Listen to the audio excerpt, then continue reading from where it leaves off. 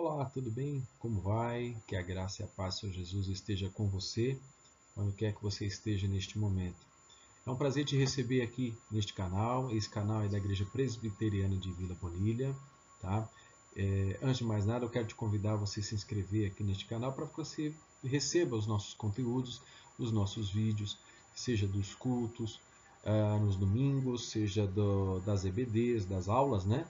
E se você tiver a oportunidade, venha nos visitar na nossa igreja que fica na rua Almirante Isaías de Noronha, número 93, aqui na Vila Bonilha, né? Também conhecido como Pereira Barreto. Tá? Sem mais delongas, hoje nós trataremos sobre um assunto muito importante que é identidade. Né? Nós falaremos sobre esse assunto que muitas vezes nós esquecemos um pouco sobre essa questão, como as pessoas nos veem, como nós nos colocamos na sociedade, como é o nosso comportamento, e a gente vai falar muito sobre esse assunto hoje. Então eu queria te convidar que você ficasse comigo aqui até o final dessa aula e a gente vai tratar bastante disso, tá bom? Aí nós temos a figura de 3 RGs, né, registro geral, mas obviamente nós não vamos falar sobre esse documento. E você já lança logo de cara para você aqui uma pergunta. Você já parou para pensar quem são as pessoas que te veem diariamente? Desde quando você acorda na sua casa, prepara o seu café, troca de roupa, sai, vai para a rua ou pega o carro e sai, até você chegar no seu destino. Quem são essas pessoas que te veem? Já parou para pensar? Vamos ver alguns exemplos aqui? Vamos lá? Os amigos, seja presenciais, seja nas suas redes sociais, tem gente que fica lá no Face, no Instagram, postando os conteúdos, o dia a dia, aquele cafezinho, um lanchinho da tarde, alguns trabalhos, né? Então tudo isso faz parte das pessoas que te veem. Temos os vizinhos, né? Seja você aí que mora numa casa, num apartamento, enfim, você sempre está cercado de pessoas. Sua família, não sei se você que está me assistindo aí, você mora só ou tem a sua família, o seu cônjuge, filhos, ou se você mora só, mas com certeza você tem familiares, né? Então são pessoas que realmente estão nos cercando aí diariamente. Temos também os colegas de trabalho, temos também os colegas de estudo, seja você um universitário, você que está no colégio, enfim, então estamos cercados o tempo todo, né? E aí nós temos muitos outros exemplos, né? Esses são alguns exemplos para a gente parar e para pensar quando a gente, por exemplo, vai no mercado, quando a gente vai no açougue, quando a gente vai para qualquer lugar, no shopping, quantas pessoas estão nos vendo o tempo todo, comparando, nos olhando, percebendo o nosso comportamento? Estamos cercados o tempo todo. E aí, a pergunta é, como será que elas nos veem? Qual tem sido o nosso comportamento? O que elas têm visto em nós? Será que eu e você somos uma pessoa tranquila? Será que é nervosa? Uma fanática aí, adora um jogo, uma competição, não pode ver uma disputa que está lá sempre, né, ativa ali buscando alguma coisa? Ou, infelizmente, às vezes algumas pessoas são egoístas. Sim, são pessoas egoístas. Às vezes tem esse hábito há tanto tempo que já fazem isso de forma involuntária. Ela sempre pensa em si mesma. E ao contrário disso, o grande exemplo, que diria que é um dos maiores sentimentos mais nobres, que nós trataremos bastante aqui na nossa aula de hoje, é isso aqui, o altruísmo, que se doa para o próximo. Né? E aí, como temos aí na sequência, nós temos a figura do altruísmo, que são dois homens, né, iguais, onde você pode notar comigo aí que tem um que está com a mão estendida, querendo uma peça, e o outro tira a peça de si para doar para esse que está com a mão estendida. Vocês podem notar que as peças, os vãos ali, os buraquinhos das peças, nos dois homens são iguais. Isso quer dizer o quê? Ele tirou uma peça importante de si mesmo para doar para o outro, para o próximo. Né? Não é aquilo que está sobrando. Tá? Ele tirou uma coisa importante de si para doar para o próximo. Tá bom? A tradução do altruísmo, de acordo aí com os nossos dicionários, é dedicação demonstrada de maneira desinteressada, atitude que visa o bem-estar do próximo, não tendo em consideração interesses particulares. Essa é a verdadeira tradução do altruísmo. Tá bom? Você conhece ou já conheceu alguém altruísta? Depois desses exemplos, dessa introdução que nós estamos tendo aqui, você já lembrou de alguém? Pensou aí rapidamente aí? Conhece? Vamos ver aqui alguém importante que com certeza já ouviu falar dele? Olha aqui, ó. Identidade de Cristo. Nós falamos sobre a nossa identidade, falamos um pouquinho da nossa identidade. Mas e a identidade de Cristo? Como Cristo era visto? Como nós vemos Cristo? Como as pessoas veem a Cristo? O maior exemplo de altruísmo na Bíblia. Veja, nós falamos agora há pouco que altruísta é aquele que tira de si para dar para o próximo sem querer nada em troca. Pense um pouco, você que, se você é um cristão, se você está afastado de Cristo, mas já com certeza ouviu alguma coisa de Cristo, você conhece um pouco da história dele e nós vamos relembrar um pouquinho disso hoje, tá bom? Aquele que se esvaziou do ser igual a Deus para ser servo. Esse é das fases que mais resume o ser de Cristo. Né? Eu quero te convidar para você deixar agora a sua Bíblia aberta, seja ela impressa ou no seu smartphone, no seu dispositivo, na carta de Paulo aos Filipenses, capítulo 2, de 1 a 11. Deixe aberto que nós faremos a leitura conforme a porção que a gente for estudando, tá bom? Vamos orar? Pai, nós te agradecemos, Senhor, pelo dia de hoje, nós te agradecemos pela oportunidade de estarmos aprendendo a Tua palavra. Nós pedimos neste momento que o Senhor fale ao nosso coração através desta palavra, Deus, que o Teu Espírito Santo toque em cada um de nós, a começar de mim, também a essa pessoa que está assistindo neste momento. Não sei se ela está sozinha ou está assistindo com a sua família, como amigos, mas eu te peço que o Senhor toque a cada coração, Pai. Onde quer que chegar este vídeo, onde quer que chegar esta palavra que é do Senhor e não a minha, que ela faça transformações, ó Deus. É isso que eu agradeço em nome de Jesus. Amém. Nós veremos na aula de hoje três motivos, três pontos importantes sobre essa porção da palavra de Deus que está em Filipenses 2, de 1 a 11. O primeiro é autossacrifício de Jesus. Depois, autossacrifício exigido dos cristãos.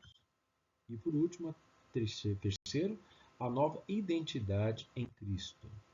Antes da gente seguir, como disse, eu não sei quem é você que está nos assistindo aqui nessa aula de hoje, então eu quero te contextualizar sobre um pouquinho desse texto.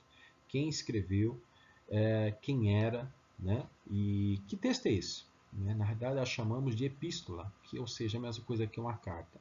Quem escreveu foi o apóstolo Paulo.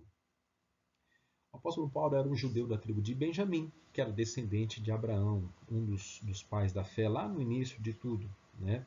No início da palavra de Deus, lá em Gênesis. Isso está em Romanos 11, versículo 1. Seu nome era Saulo, Saulo de Tarso, porque Tarso era a cidade onde ele nasceu. Tá?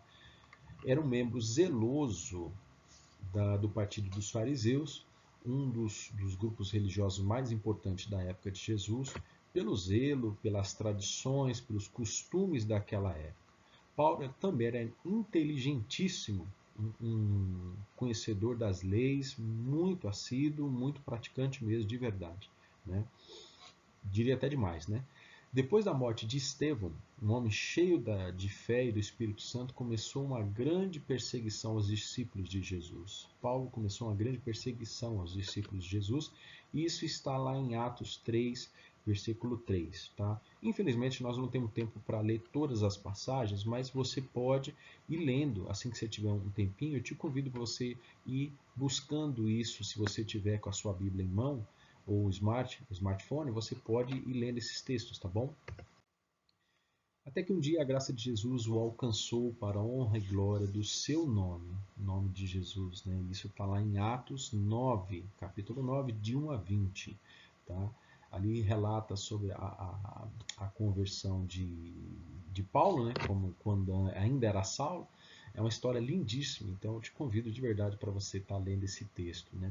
Depois disso, como eu já disse, ele foi muito usado, viajou por diversas cidades, levando a palavra de Deus por onde passava. E escreveu 13 epístolas, 13 cartas, né, do nosso Novo Testamento, aí da Bíblia cristã.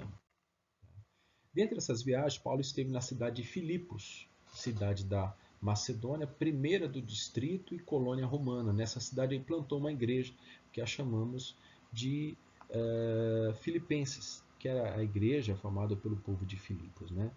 Quando Paulo ainda estava preso, ele tinha sido acusado de incendiar Roma, ele escreve uma carta a esses irmãos. Tá? Para esse primeiro momento de auto-sacrifício de Jesus, nós iremos dividir o texto base em dois momentos. Então, nós leremos agora de Filipenses, na carta de Filipenses 2, só que de 6 a 8, tá bom? Vamos ler. Só lembrando que nós estamos usando a tradução NAA, que é a Nova Almeida atualizada, então você acompanha aí, tá bom?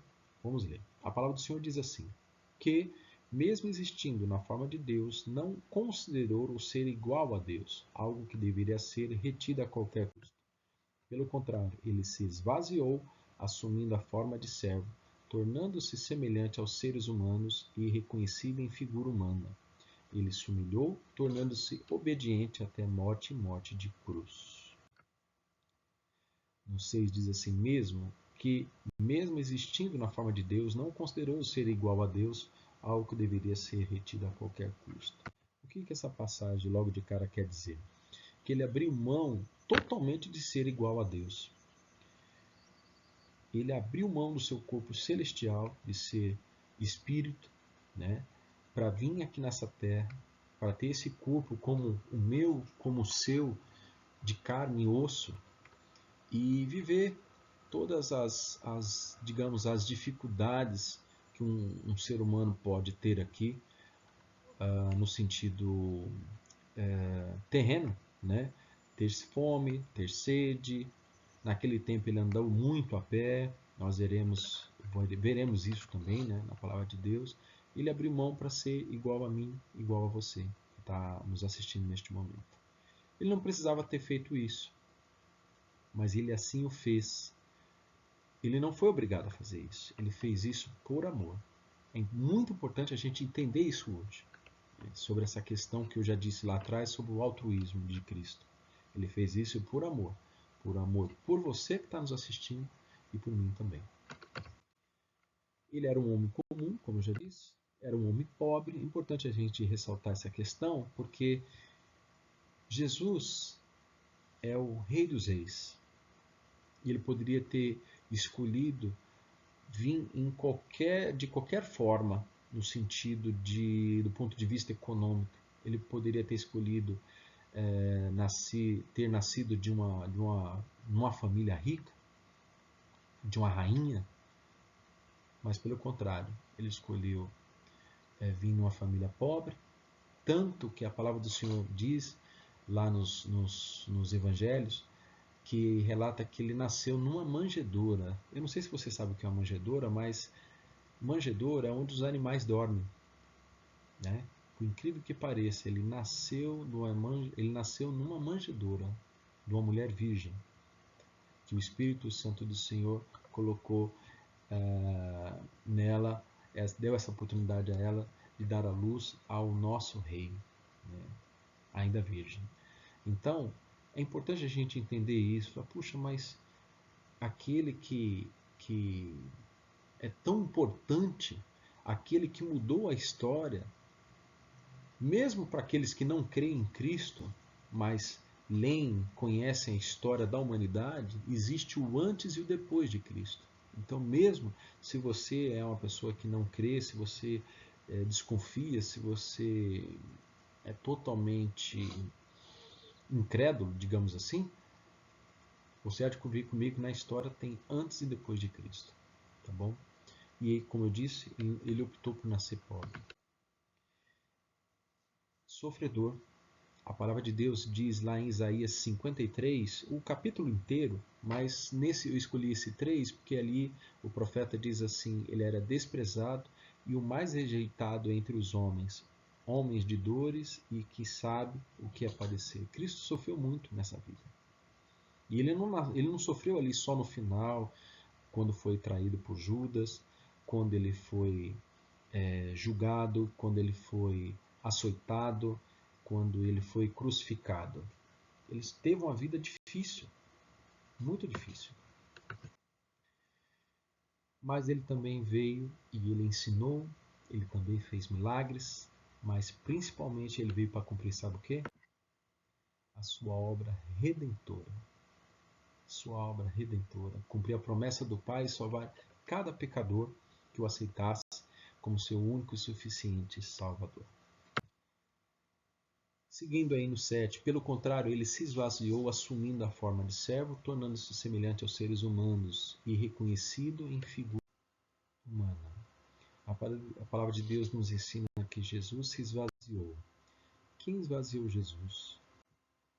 Ele mesmo. Só ele poderia ter o poder de se auto-esvaziar. Nenhum ser humano, nenhum rei, nenhuma autoridade, ninguém sobre a face da terra, debaixo dos céus, poderia esvaziá-lo deste poder de ser igual a Deus, de ser o Filho de Deus, de fazer parte da Trindade. Somente ele mesmo. Isso, mais uma vez, nos ensina o quê? Que ele escolheu, ele obedeceu à vontade do Pai de cumprir esta obra, essa missão, exatamente da forma que foi. Então, ele poderia mudar essa história, esse fim triste, como a gente lê nos relatos da palavra de Deus? Poderia, mas ele não quis. Ele veio para cumprir exatamente da forma que foi proposto, desde o início. Exatamente da forma que foi. E ele sabia como seria. Triste, mas ele sabia. Ele sabia que seria exatamente dessa forma. Então ele veio cumprir exatamente da forma que o Pai propôs. E ele e o Pai eram um só. Pergunta: temos procurado nos esvaziar? Você tem procurado se esvaziar? Baseado na pergunta inicial, como as pessoas têm nos visto? Será que não é hora de procurarmos nos esvaziar de todas as coisas ruins? Tudo aquilo que nos faz mal tudo aquilo que faz mal para o próximo, que nós fazemos mal para o próximo e até consequentemente para nós mesmos. Será que não é hora de refletir sobre a questão de esvaziar? Às vezes nós temos uma questão de, eu nasci assim e vou morrer assim. Não. O Senhor Jesus, a obra redentora, o processo de santificação, ele pode mudar o seu coração. Lembre-se, a história que eu acabei de resumir em poucas palavras, a história de Saulo. Quem era Saulo? Se tornou quem? Paulo. E quem foi Paulo?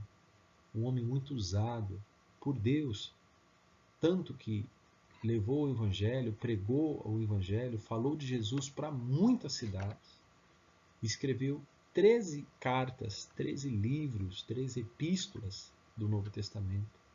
Veja quantas pessoas ouviram de Deus através da vida dele. E a minha vida e a sua também pode ser modificada, também pode ser esvaziada das coisas ruins e ser preenchida como um vaso novo. Creia nisso. Mas vamos seguir na palavra aqui. A palavra de Deus nos ensina que ele assumiu forma de servo, tornando-se semelhante aos seres humanos. Enquanto esteve aqui, como eu já disse antes, ele teve forma de um homem, as pessoas podiam vê-lo, tocá-lo, falar com ele naturalmente, não tinham mais um corpo celestial, corpo de espírito, mas um corpo humano. Mas não podemos esquecer que, mesmo tendo a aparência de homem, Jesus era, de acordo com o Evangelho de João 1, de 1 a 3, diz: no princípio era o Verbo, e o Verbo estava com Deus, e o Verbo era Deus. Ele estava no princípio com Deus. Todas as coisas foram feitas por ele, e sem ele, nada do que foi feito se fez. Veja, Jesus estava com o Pai desde o início de tudo. Desde o início de tudo. Olha que palavra maravilhosa. Olha que certeza maravilhosa que o Evangelho de João tem nos mostrado aqui. Olha, ele estava no início de tudo, de tudo. de tudo. Todas as coisas foram feitas por ele e sem ele nada do que foi feito se fez. E aí, no Evangelho de João 1, agora no 14, diz: E o Verbo se fez carne e habitou entre quem? Entre nós. Entre nós. Cheio de graça e verdade, vemos a sua glória como do unigênito do Pai. E o Verbo se fez carne. Quem é o Verbo? Jesus. Jesus Cristo.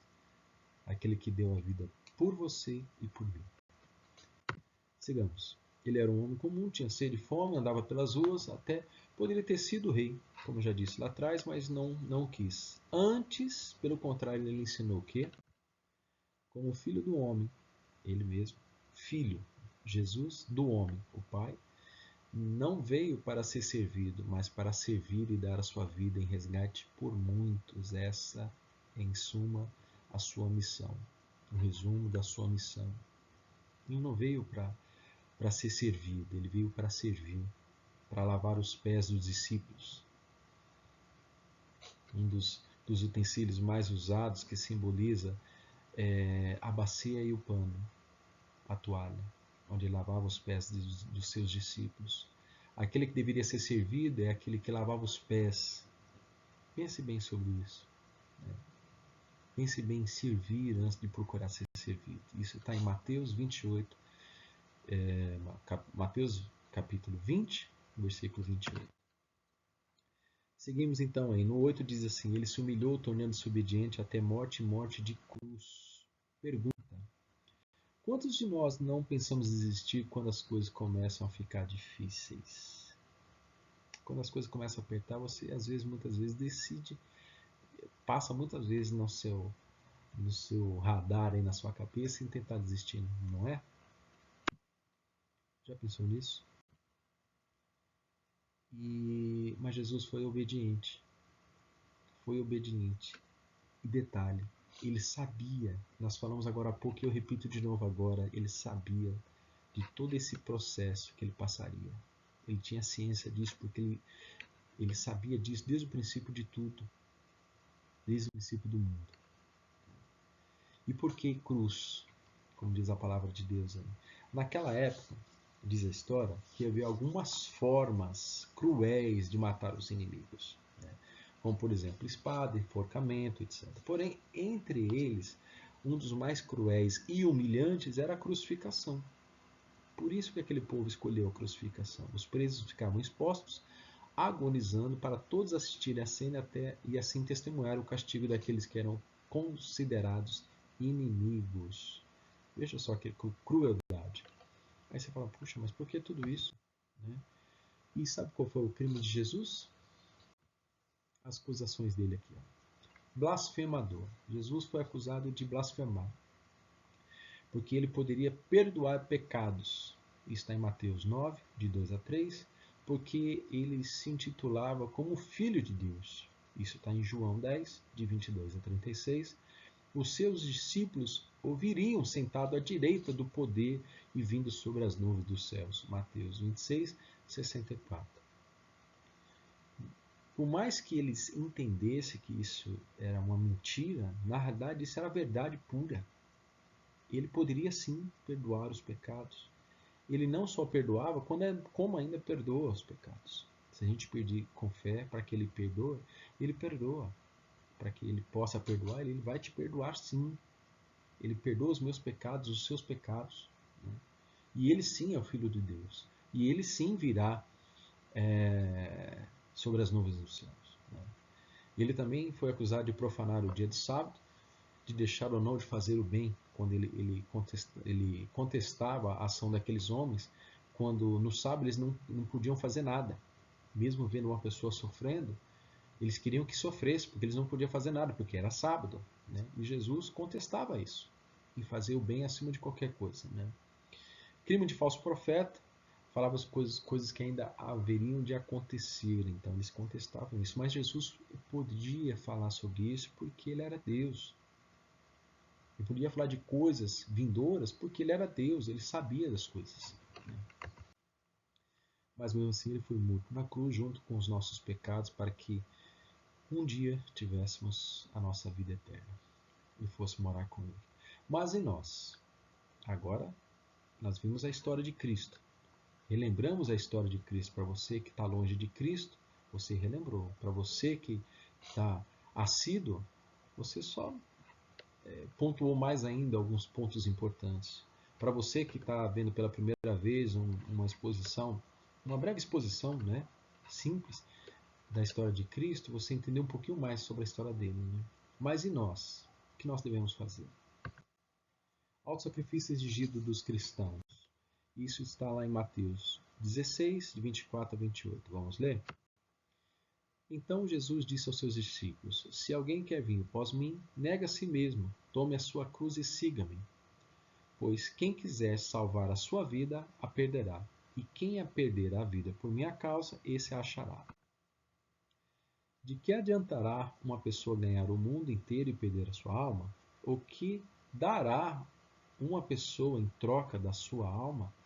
Porque o Filho do Homem há de vir na glória de seu Pai com os seus anjos, e então retribuirá a cada um conforme as suas obras. Em verdade lhe digo que dos que aqui se encontram, existem alguns que não passarão pela morte até que vejam o Filho do Homem vir no seu reino. Amém. A mensagem é clara. Se quisermos viver com Jesus, precisamos segui-lo, tê-lo como uma verdadeira referência em nossas vidas. É muito claro, muito direto esse texto. Né? Abrir mão dos nossos desejos carnais, buscar diariamente a santificação através de uma vida piedosa, uma vida de oração, uma vida de leitura diária. Mudanças de hábitos. Eita, como isso é difícil, né? Mudança de hábito e costume. Ah, mas o Senhor é tão bondoso, tão amoroso, que Ele me aceita do jeito que eu sou. O Senhor aceita, o Senhor ama o pecador. Ele não aceita o pecado. Ele não aceita o pecado. Ele ama o pecador. É isso que a palavra de Deus ensina. Então nós precisamos lutar contra isso. Não devemos criar um pecado de estimação, alisá-lo, guardar com o coração tão quentinho ali, e falar, puxa, eu vou guardar esse pecado aqui que eu adoro ele, eu pratico com tanta alegria, mas o Senhor sabe a minha alegria de praticá-lo, Ele vai me perdoar num dia. Não é com alegria, é com tristeza. Nós devemos colocar isso aos pés de Jesus nas nossas orações e pedir para que Ele nos auxilie através do Espírito Santo a mudar nossas vidas, o nosso comportamento. E nós não devemos ficar alegres com isso, nós devemos ficar tristes. Tristes por praticá-los, mas alegres porque o Senhor é misericordioso para perdoar todos os pecados. Precisamos refletir muito sobre isso, sobre o nosso comportamento, o auto-sacrifício, como diz aqui esse texto, que a nossa alegria, a nossa certeza é na vida eterna. Um dia, você que está me assistindo neste momento, que está nos assistindo, um dia nós morreremos. Um dia teremos o fim nessa vida aqui carnal. E para onde iremos? Para onde passaremos a nossa vida eterna? Onde será isso? Será que é no céu? Num lugar maravilhoso ou num lugar de tristeza? Pense nisso. Terceiro ponto, a nova identidade em Cristo. Aí nós agora leremos de Filipenses 2, de 1 a 4.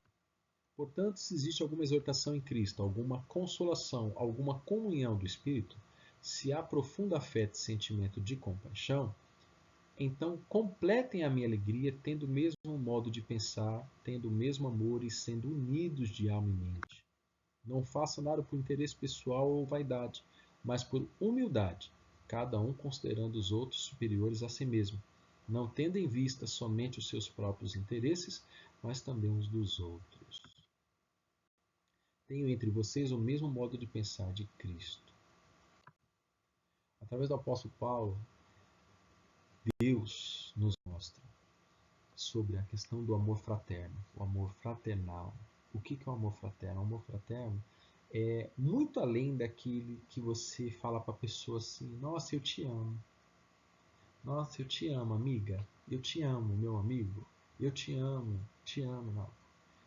O amor fraterno é aquele que age, é aquele que demonstra, é aquele que tem ação, que vai muito além das palavras, é aquele que sente, é aquele que para tudo e vai lá e busca. que ajuda, que levanta, que busca a solução, que vai atrás da solução em prol do bem do próximo. Em prol do bem do próximo. Né? De verdade, tá? Aquele que busca mesmo, não é simplesmente, eu te amo, como nas músicas de amor, aquela coisa toda, tão meiga. Não, não é isso. O amor fraterno é aquele que busca de verdade. Muito além do que o famoso eu te amo. Né? Não quer dizer, né, na palavra diz aqui, que tenhamos o mesmo modo de pensar. Que tenhamos o mesmo modo de pensar. Não quer dizer que todos nós pensaremos iguais sobre todas as nossas particularidades da vida. No sentido assim, práticos, vamos ser práticos. Eu gosto de usar uma camiseta preta. Então todo mundo vai ter que usar preto. Se não for preto, camiseta preta, então não é meu irmão em Cristo. O outro gosta de azul. Então se não for azul, não presta. Eu gosto de arroz e feijão. Não, o outro não gosta. Não, todo mundo vai comer a mesma coisa, comer o mesmo tipo de comida, usar as mesmas roupas. Não, não é nada disso. Aqui fala sobre o mesmo modo de pensar, olhando Cristo, olhando o Salvador e Consumador da nossa fé, tendo o Senhor Jesus como o nosso norte o tempo todo. E assim, na minha vida, na sua vida, seja eu com a minha esposa, minhas filhas, você às vezes com filhos ou não, solteiro, seja independentemente da tua idade, você olhando para Cristo, e eu daqui olhando para Cristo, e todas as pessoas que estão ao nosso redor olhando para Cristo, nós teremos uma vida nessa terra social muito mais agradável. Por mais que tenhamos perseguições. Porque a nossa alegria, a nossa esperança está em Cristo. Né? E o Senhor promete que Ele é capaz de dar a paz que excede todo entendimento. Então, às vezes, você vê uma pessoa que está passando por tribulações, por momentos tão difíceis, mas você vê uma paz no seu olhar, você sente uma paz no seu agir, uma paz nas palavras, porque Ele tem com Ele aquele que criou tudo. Ele tem no seu radar, no seu foco, a luz que guia o Senhor Jesus. Então precisamos refletir sobre isso. Quem é o verdadeiro guia das nossas vidas? Quem é o verdadeiro norte? Aquele onde a nossa bússola está apontando. Né? Vamos refletir mais sobre isso. Eu convido você para refletir muito isso até o final dessa aula. Que tenhamos o mesmo amor, o mesmo e unidos de alma e mente. Esse comportamento reflete, como eu acabei de falar, né? Exatamente o que Cristo nos ensinou, ou seja, fazer o bem e demonstrar amor ao próximo sem querer nada em troca, sem reconhecimento, muito menos por vaidade. Você lembra do altruísmo que nós falamos no início? É isso. Isso é o que Cristo nos ensina para que sejamos os verdadeiros pequenos Cristos, aquele que dá sua vida em prol do próximo, aquele que em termos práticos, que é capaz de repente parar o seu trabalho, parar os seus estudos para ajudar o seu próximo, dividir um pouco com o que você tem com o próximo que está com fome, sabe? Isso é amar o próximo. Não é simplesmente você colocar ali no seu celular assim, olha, eu amo, parabéns, eu te amo. Olha, eu te amo. Olha, eu te amo. Olha, te amo todo mundo. E não passa disso. Você nem sequer se lembra da pessoa numa oração. Então, o amor fraterno, o altruísmo de verdade, vai muito além disso. E é exatamente isso que nós abordamos nessa aula de hoje. Vamos recapitular até aqui? Primeiro, auto-sacrifício de Jesus, tudo que ele fez por cada um de nós. Segundo, o auto-sacrifício exigido dos cristãos. E terceiro, a nova identidade em Cristo.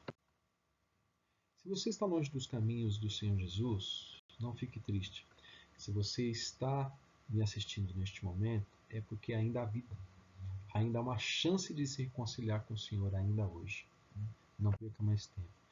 Gostaria de encerrar essa aula lendo com você estes 3 últimos versículos da Palavra de Deus, né?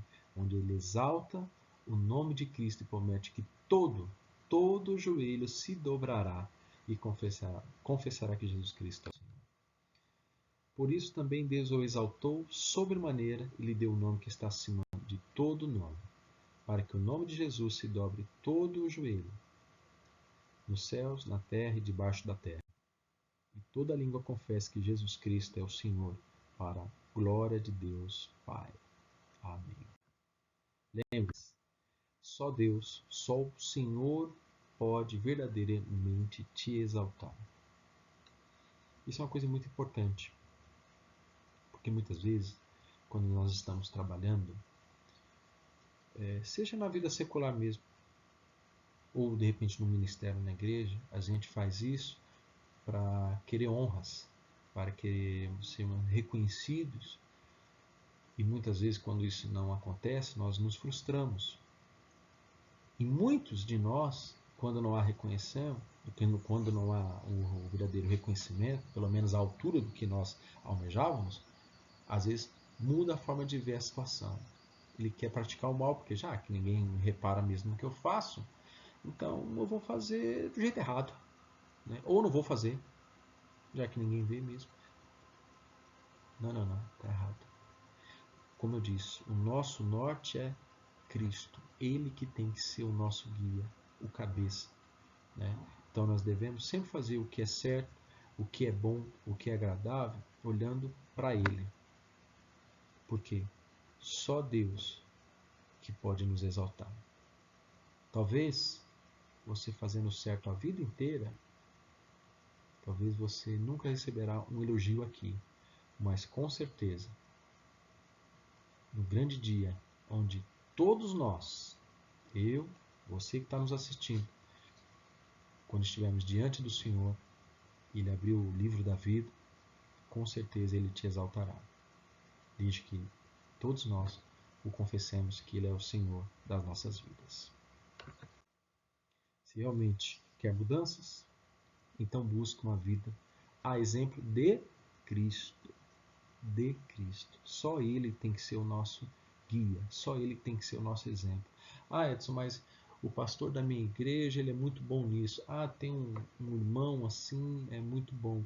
Ah, eu não vou na igreja, mas o meu sogro é assim, assim, assado. Ah, mas eu conheço a vizinha ali, que é um exemplo de pessoa. Não. O exemplo, presta bem atenção no que eu vou te falar isso agora. O maior exemplo, o exemplo a ser seguido é o exemplo de Cristo. Só Ele que tem que ser seguido. Só Ele que tem que estar nos nossos corações, na nossa mente o tempo todo. As outras pessoas, todas as outras pessoas, são passíveis de erro. São passíveis de erro. Cristo não. Mesmo Ele vindo nessa terra, mesmo Ele abrindo mão da sua natureza celestial, como Ele era com o Pai, está em espírito o tempo todo, Ele veio aqui com o corpo de carne e osso, se é que podemos dizer assim, ainda sendo Deus, Deus Filho aqui na Terra, fazendo milagres, prodígios, milagre o tempo todo, Ele é o nosso guia. Ele é o nosso exemplo. O tempo todo. Então não se esqueça disso. Por favor, reflita sobre isso. Somente nele e mais ninguém. Somente nele e mais ninguém. Amém? Vamos orar? Pai, obrigado por esse momento tão precioso, onde nós ouvimos a Tua palavra, onde lemos, onde o Senhor falou conosco, falando de Cristo para a nossa vida, relembrando pontos tão relevantes, tão importantes, a Deus, para a vida do cristão, seja ele homem, mulher, criança, jovem, ancião, não importa, Deus, são pontos importantíssimos para a nossa vida. Eu te agradeço por o Senhor expô-la para nós. Pai, eu te peço que o Senhor me abençoe. Agradeço por o Senhor ter me usado neste momento apenas como uma ferramenta para falar para essa pessoa que está do outro lado dessa terra. Mas eu te peço, encarecidamente, em nome de Jesus, que o Senhor abençoe essa pessoa. Eu não sei quem ela é, mas o Senhor conhece muito bem, muito mais do que ela mesma, Pai. Se ela é uma pessoa que já te serve há muitos anos, que assim continue. Se é uma pessoa que está titubeando, que o Senhor esclareça, Deus, as suas dúvidas e que ela volte a ser uma grande serva do Senhor. E se a pessoa que está nos assistindo, Deus, uma pessoa que está muito longe de Ti, que o Senhor, que essa palavra toque no coração dessa pessoa de uma forma muito aguda, muito singular, neste momento, Deus. Eu te peço em nome de Jesus que essa palavra, Deus, traga vigor, Deus. Que essa palavra edifique o coração dessa pessoa, dando esperança. Que como da mesma forma que nós vimos, é um exemplo do homem que foi usado pelo Senhor para escrever todos esses textos, todas essas cartas. O apóstolo Paulo, teu servo, foi mudado da água para o vinho.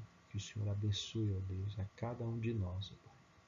Eu te peço, em nome de Jesus, que o Senhor se agrade de cada um de nós e que faça um milagre em nossas vidas. É isso que eu oro e agradeço em nome de Jesus. Amém. Amém. Deus te abençoe muito. Seja muito abençoado nesta aula. Amém? Fique na paz. Que Deus abençoe muito sua vida. Até a próxima.